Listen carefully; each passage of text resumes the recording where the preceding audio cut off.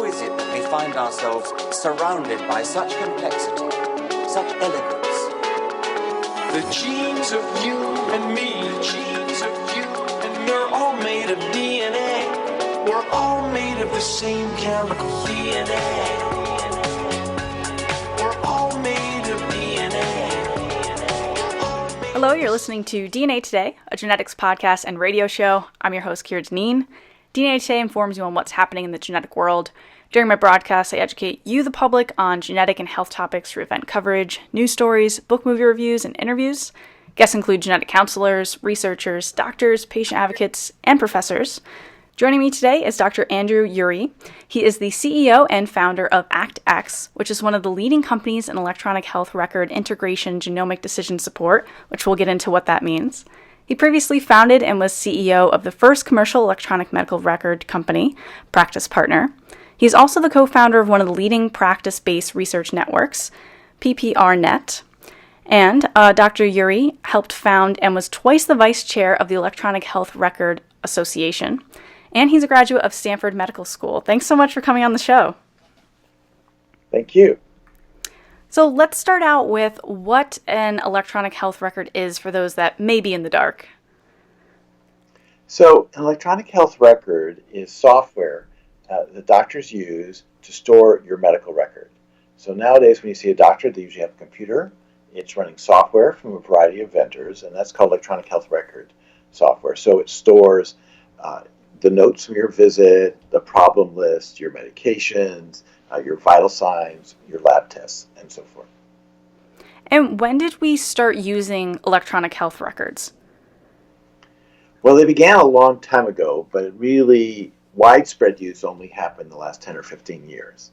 So they really started in the 80s, but it's in the 90s that the first widespread use began, but it's only very slowly was adopted, and it's really only after 2009 that most doctors began using electronic health record. It's really one of the last areas in American society to become computerized. And what did the system look like back in the 90s when things were really starting out?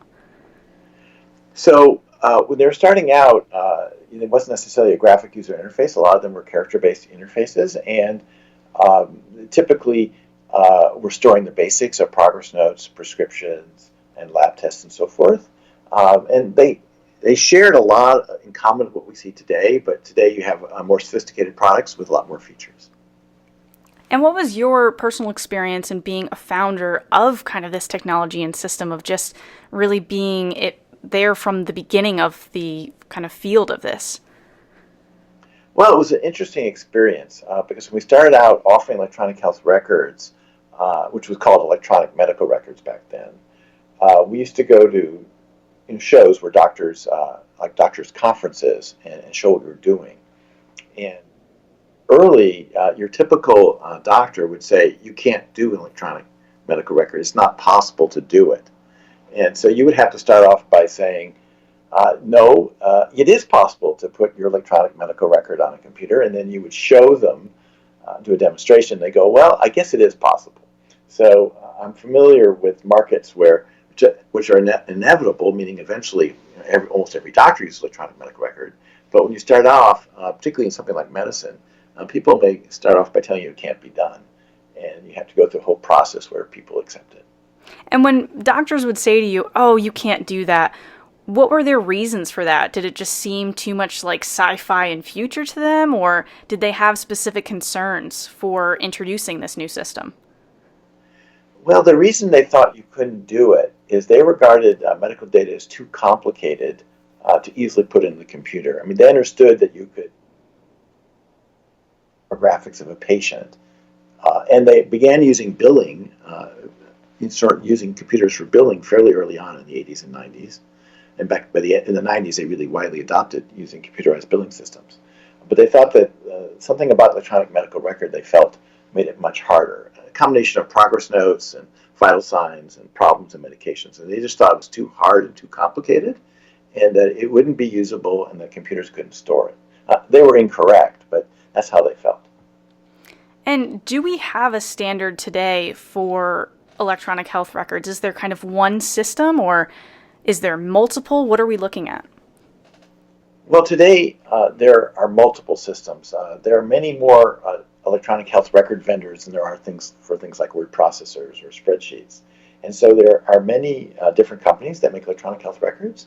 They have a lot in common, in that they're all storing the same components, and they also are subject to certification by the federal government. But they vary a lot in terms of how they approach things and the look and feel, though the core content is pretty similar between the different records. So do a lot of hospitals kind of just that are maybe in network with each other, do they tend to have the same system, or does really each hospital have their own system? Kind of how far does this network go? Well, for hospitals, just a few vendors have dominated that market. So most large hospitals use one of two systems, and most small hospitals use one of 3 or 4 systems. So there's not that many different systems at the hospital level, but if you go to doctors' offices, there's a lot more variety. And there are probably 10 or 20 common systems in use in doctors' offices. And so talking about kind of the history of where you started with this and then where we are today, how have you've seen this kind of change over time of, it's 2018, so things are really state of the art compared to where we were in the 80s and 90s. What are some of those changes that you've experienced? Well, first of all, you'd be surprised how slowly some things change. So there's definitely been a lot of progress, but it's not sort of radical like you would expect, say, in smartphones or things like that we're used to. But there's been substantial improvements. I think, for example, one of the big ones is that at first people couldn't do prescriptions on computers, and we started to generate printed prescriptions. And for those of you who remember, prescriptions used to be on paper, usually handwritten by a doctor, and then they were printed. And then a few years ago, it all got connected up with the pharmacies. And so today, when you get a prescription, you go straight to your pharmacy, and there's really no piece of paper. And that's one of the major improvements. It's probably only in the last 10 years or so that has become widespread. Yeah, I can even remember being a kid, ear infection, and they would write it on the script, and then as I got older, that kind of stopped happening. So that is relatively recent in terms of kind of the healthcare system and everything changing. What do you expect to see in the next, 5 to 10 years with changes? Do you see a lot of new changes happening, or kind of it being a little bit more stable? Well, I think we may be entering another time where there'll be more change. The systems have become full-featured, and certainly things like images, for example, which 20 years ago, images now like for example, X-rays are now mostly digital, where they used to be on film.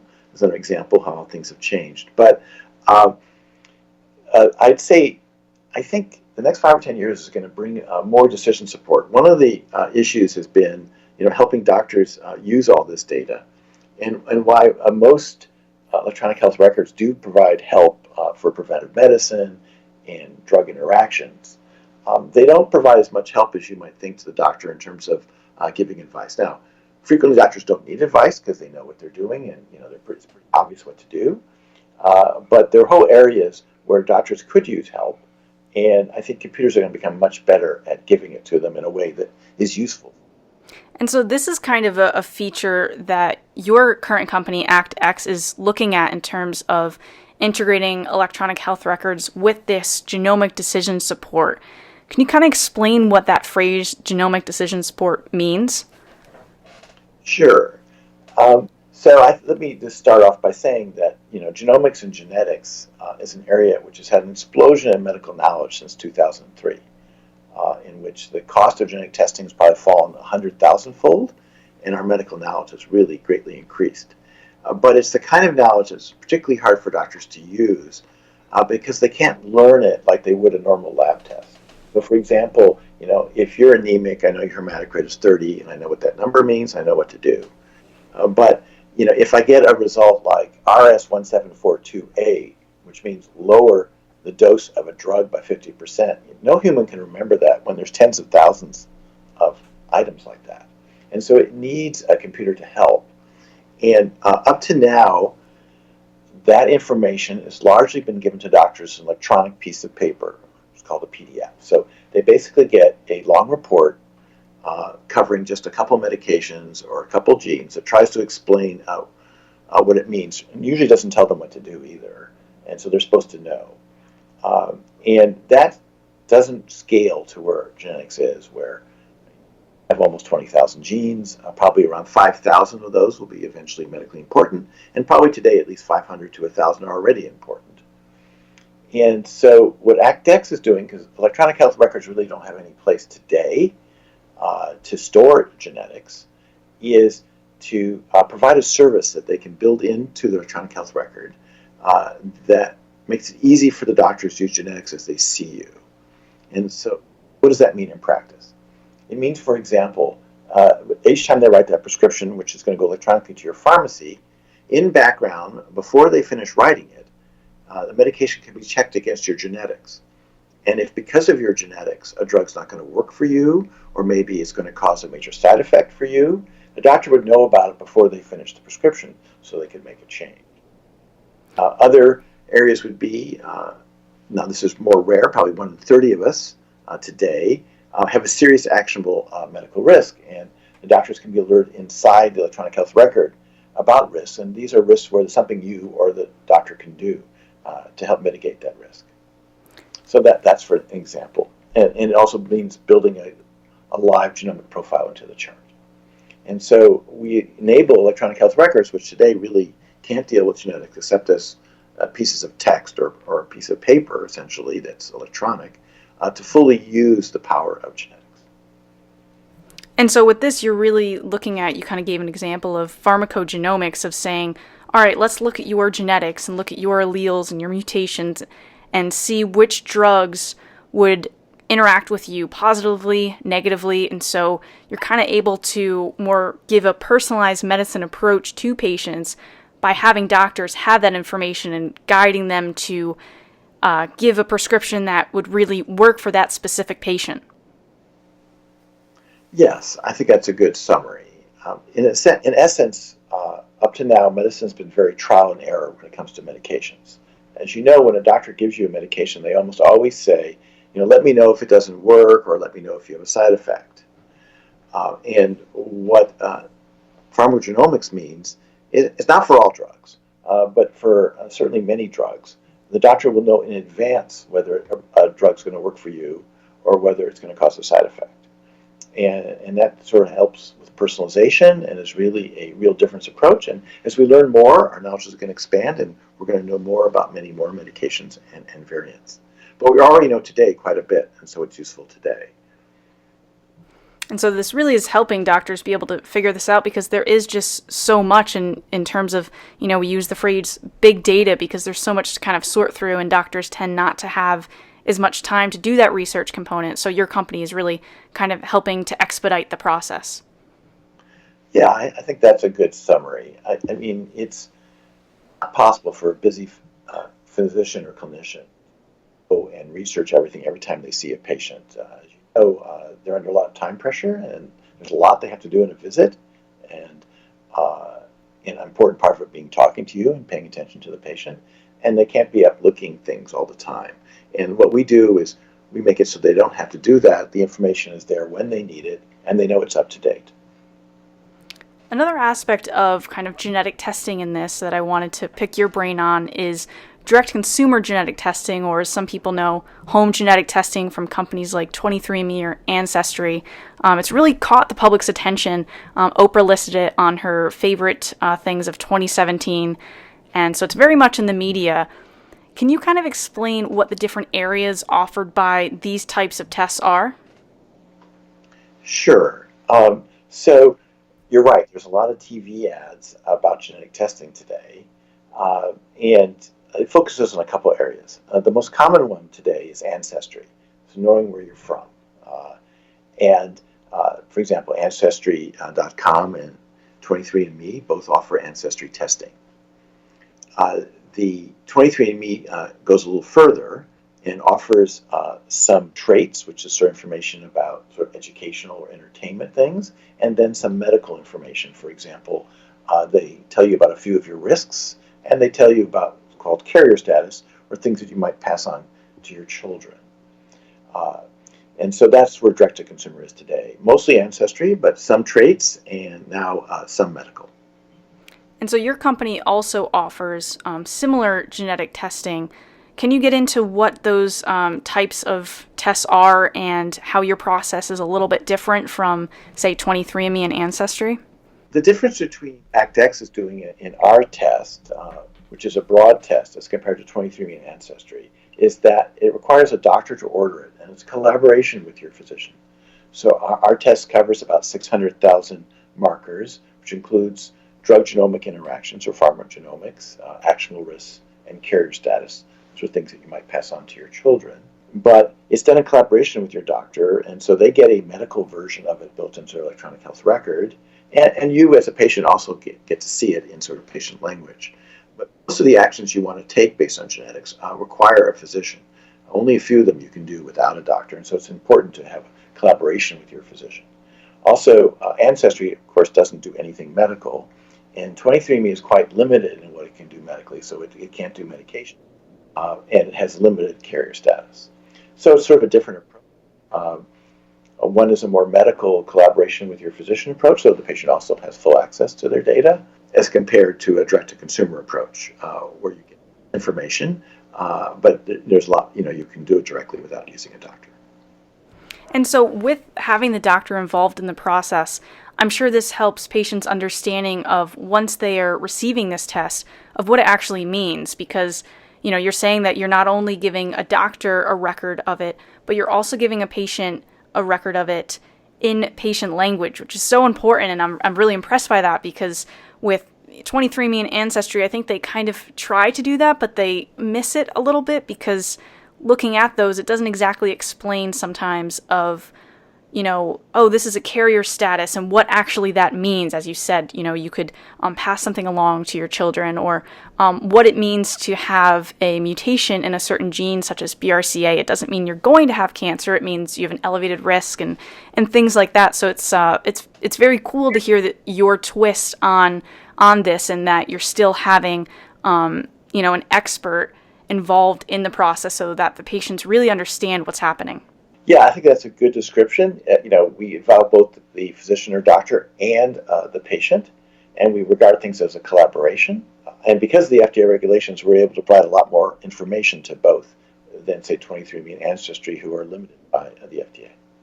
And so how does that work? What are the current FDA kind of regulations on this type of testing? I know it's kind of changed in the recent past with 23andMe having the FDA shut down certain portions, and now it's reactivated. Where are we today with those regulations? Basically, the FDA says that if a physician orders the test, that they're typically not involved in regulating it. But if a consumer goes directly to the company, and so there's no physician in the middle, then FDA regulation applies. And a couple years ago, they basically said no medical results at all, which is why 23andMe and Ancestry largely focus on Ancestry, though 23andMe also did traits. And then they did say you could apply for FDA regulation, which 23andMe did. And so over time, in the last year or two, 23andMe's got permission to give back more information to their consumers or clients. So, for example, while they can't do medications at all, they have added, I think, 10 risks, and they've done 30 or 40 carrier statuses, which is, again, something you pass on to your children. So they've been added some more content that's medically related, though they can't show you most risks. You mentioned BRCA1 and 2. They're not showing that risk. And there are limits on what they can do, but they now can do some. May see this kind of change even in the next few years of seeing, how these regulations are affected by other types of things. But it's for me, it's a little bit scary hearing that patients are receiving this testing without an expert, whether it be a physician or a genetic counselor or someone in that capacity that can really explain to them what it all means. Well, I think that the FDA shares your concern, which is why they're limiting it up to now. Yeah, I'm glad that it's not a total free reign of things. That's definitely a good thing. And so another question I had was the difference between focused and broad screening. These are kind of two terms used in this type of genetic testing and all that. Can you explain the difference between these? Yes. Focus screening is really for high-risk patients. So, for example, if you have a strong history of breast cancer, you would get focus screening for breast cancer genes. It's usually diagnostic testing, typically been very expensive, though the price is coming down. And typically they only look at a few genes or a small panel. Broad screening is looking across the board, say, at all the genes that affect drugs or all the genes that cause risks. That's really the biggest difference. Broad screening is really not intended for someone at really high risk. Rather, it's for the general population, and focus screening for the high risk patients. And so your company, ActX, do you offer both of these or just the broad screening? Currently, ActX just offers broad screening, and we basically say that if you're at really high risk, you should have a focused screen. But if you're not at high risk and want a broad general screen across your genetics, then we're a good test. And before we end the show, I want to ask you your prediction on how integrating this personalized medicine will be changing the course of healthcare in the next 5 to 10 years, and how patients' roles in their own healthcare and decisions and all that is going to be changing in that same time frame. Well, first of all, I think it's really important that physicians and patients collaborate. I don't think it should be a one-way, it should be a two-way. And I do think that as personalized medicine happens, it's really important that the patient become a partner in their care, both because they can make sure they get their genetics on file, they can provide more information, and because they can become educated about what it means. But I do think it has to be in collaboration with the physician, because many of the actions, such as prescriptions or many tests, do need a doctor, and you need the physician and the patient to collaborate. I think this is going to become very widespread, that we're going to move from a long period of what we call trial and error medicine, where we give you something and see if it works or if you get a side effect, and then change the medication if it doesn't work or you get a side effect, to a time where a lot of the time we'll be able to predict in advance whether something's going to work or give you a side effect. Now, that knowledge is still early, but it's expanding, and it will be a real difference in our approach to medicine, and it does require physicians to have new tools, such as integrated genomic decision support or other kinds of decision support. And so we are entering a new era. It's called, doctors like to talk about it, called precision medicine. Personalized medicine is really, if you think about it from the patient point of view, but from the doctor point of view, it's being more precise in your therapy and tailoring treatment better to the individual patient. And we're seeing this a lot now in cancer as well, where you're doing genetic tests on the tumor itself and deciding what drugs will work for that patient. But it's also what you're born with as well. So I think that it's an exciting time, and genetics is really still early, but we're really facing an explosion in both genetic technology and genetic knowledge here over the next 5 or 10 years. It is very exciting to see the things kind of transition from kind of a treatment mindset to more of a prevention mindset, as you said, and using all of these tools and new information that we're gathering to be able to get to that point where we are having more of an emphasis on prevention. And I imagine that's going to end up saving a lot of money along with a lot of other things of just people not actually developing certain diseases or cancers. So as you said, very, very exciting time to be in genetics and in healthcare and kind of seeing where we're going with everything. Yeah, I would agree that the ability to either prevent diseases or find them very early or prevent you being given treatments that aren't going to work or that could harm you is really the exciting part of where we're going in the next 5 or 10 years. And genetics is going to be an important part of that. And we're really seeing a revolution still in both knowledge and the technology to do genetics itself. Well, that about wraps up today's episode of DNA Today. I want to thank you so much for teaching us about electronic health records and a little insight on direct-to-consumer genetic testing, because they're both very kind of state-of-the-art, and we're seeing a lot of changes happening. Well, thank you very much. Happy to talk today. And for those that want to learn more about ActX, you can go to actx.com, also on Facebook at ActX Inc., and on Twitter at ActX. That's hard to say, at and act. So you can go to dnapodcast.com to stream all episodes of the show and download. and there's a lot of more information on the website there. Also, you can follow on Twitter at DNA Podcasts, Instagram at DNA Radio, and any questions about the episode or inquiries can be sent to info@dnapodcast.com. Thanks for listening, guys, and join me next week to learn and discover new advances in the world of genetics. We're all made of DNA. We're all made of the same chemical DNA.